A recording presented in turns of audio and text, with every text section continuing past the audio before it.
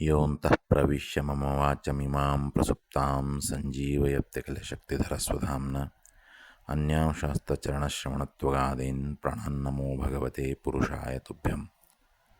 ಹರಿ ಓಂ. ಹಯಗ್ರೀವ ಹಯಗ್ರೀವ ಹಯಗ್ರೀವ.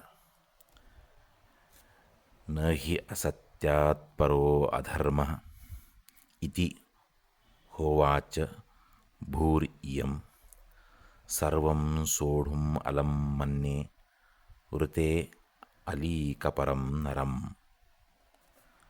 ಅಂದರೆ ಅಸತ್ಯಕ್ಕಿಂತ ಮಿಗಿಲಾದ ಅಧರ್ಮವಿಲ್ಲ. ನಾನು ಎಲ್ಲವನ್ನೂ ಸಹಿಸುವುದರಲ್ಲಿ ಸಮರ್ಥಳಿದ್ದೇನೆ. ಆದರೆ ಸುಳ್ಳುಗಾರನ ಭಾರವನ್ನು ನನ್ನಿಂದ ಸಹಿಸಲಾಗುವುದಿಲ್ಲ ಎಂದು ಭೂದೇವಿಯು ಹೇಳಿರುವಳು ಎಂಬುದು ಇದರ ಅರ್ಥ. ಭಗವಂತನ ಅವತಾರ ಪ್ರಮುಖವಾಗಿ ಎರಡು ಕಾರಣಗಳಿಗಾಗಿ ಆಗುತ್ತದೆ ಎಂಬುದಾಗಿ ನಾವು ಕೇಳುತ್ತೇವೆ. ಒಂದು ಜ್ಞಾನ ಕಾರ್ಯಕ್ಕಾಗಿ, ಜ್ಞಾನವನ್ನು ಪ್ರಸಾರ ಮಾಡುವ ಮಹತ್ತರವಾದಂಥ ಒಂದು ಕಾರ್ಯವನ್ನು ಭಗವಂತ ಮಾಡುವ ಉದ್ದೇಶದಿಂದ ಅವತರಿಸ್ತಾನೆ. ಇನ್ನೊಂದು ಭೂಮಿಯಲ್ಲಿ ಮೋಸಗಾರರು, ವಂಚಕರು, ದೈತ್ಯರು, ರಾಕ್ಷಸರು, ಅಧರ್ಮಿಗಳು ಅವರ ಸಂಖ್ಯೆ ಹೆಚ್ಚಾದಾಗ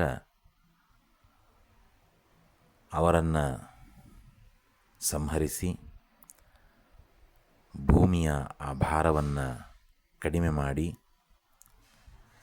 ಮತ್ತೆ ಧರ್ಮವನ್ನು ಸ್ಥಾಪಿಸುವುದಕ್ಕೋಸ್ಕರ ಅವತರಿಸ್ತಾನೆ ಅಂತ ಶಾಸ್ತ್ರಗಳಲ್ಲಿ ಉಲ್ಲೇಖಿಸಿದ್ದನ್ನು ನಾವು ಕಾಣ್ತೇವೆ.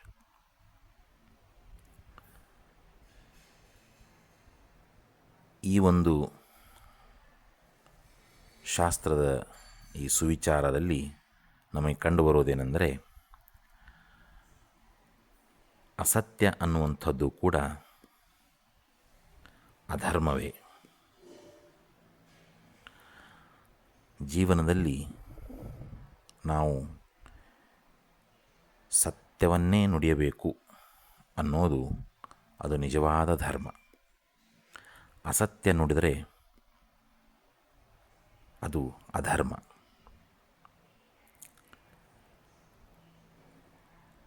ಒಮ್ಮೆ ನಾವು ಅಸತ್ಯ ನುಡಿದಾಗ ಆ ಅಸತ್ಯವನ್ನು ಉಳಿಸುವುದಕ್ಕಾಗಿ ಮತ್ತೊಂದು ಸುಳ್ಳನ್ನು ಹೇಳಲೇಬೇಕಾಗ್ತದೆ. ಅದನ್ನು ಉಳಿಸುವುದಕ್ಕೆ ಮತ್ತೆರಡು ಸುಳ್ಳುಗಳು. ಹೀಗೆ ಸುಳ್ಳುಗಳ ಕಂತೆಯೇ ಹೆಚ್ಚಾಗುತ್ತೆ ಹೊರತು ಸತ್ಯ ಹೇಳುವ ಧೈರ್ಯ ನಮಗಾಗೋದಿಲ್ಲ. ಅದಕ್ಕೆ ಶಾಸ್ತ್ರ ಹೇಳುತ್ತದೆ, ಆರಂಭದಲ್ಲಿಯೇ ಸತ್ಯ ಮಾತನಾಡುವುದನ್ನು ಅಭ್ಯಾಸ ಮಾಡಿಕೊಂಡ್ರೆ ಯಾವ ಸಮಸ್ಯೆಯೂ ಇರುವುದಿಲ್ಲ, ಅಧರ್ಮ ಮಾಡುವ ಪ್ರಸಕ್ತಿ ಇರುವುದಿಲ್ಲ. ಆ ಅಧರ್ಮದಿಂದ ಭಗವಂತ ರೋಷಗೊಂಡು ಅವತರಿಸಿ ಎಲ್ಲ ಧರ್ಮಿಗಳನ್ನು ನಾಶ ಮಾಡುವಂತಹ ಪ್ರಸಕ್ತಿ ಇರೋದಿಲ್ಲ. ಹಾಗಾಗಿ ಭಗವಂತನ ಶಿಕ್ಷೆಗೆ ಗುರಿಯಾಗಬಾರದಾಗಿದ್ದರೆ, ಭಗವಂತನ ಪ್ರೀತಿಗೆ ಪಾತ್ರರಾಗಬೇಕಾಗಿದ್ದರೆ ನಾವು ಸತ್ಯವನ್ನು ಹೇಳೋದು ಅತ್ಯಂತ ಅವಶ್ಯಕ ಅನ್ನೋದು ಈ ಸುವಿಚಾರ ನಮಗೆ ತಿಳಿಸ್ತಾ ಇದೆ. ಹಾಗಾಗಿ ಪ್ರಯತ್ನಪೂರ್ವಕವಾಗಿ ಸತ್ಯ ಮಾತನ್ನು ಆಡೋಣ, ಭಗವಂತನ ಪ್ರೀತಿಗೆ ಪಾತ್ರರಾಗೋಣ ಅಂತ ಹೇಳ್ತಾ, ಭಾರತೀಯ ರಮಣ ಮುಖ್ಯ ಪ್ರಾಣಾಂತರ್ಗತ ಶ್ರೀಕೃಷ್ಣ ಅರ್ಪಣಮಸ್ತು. ನಮಸ್ಕಾರ.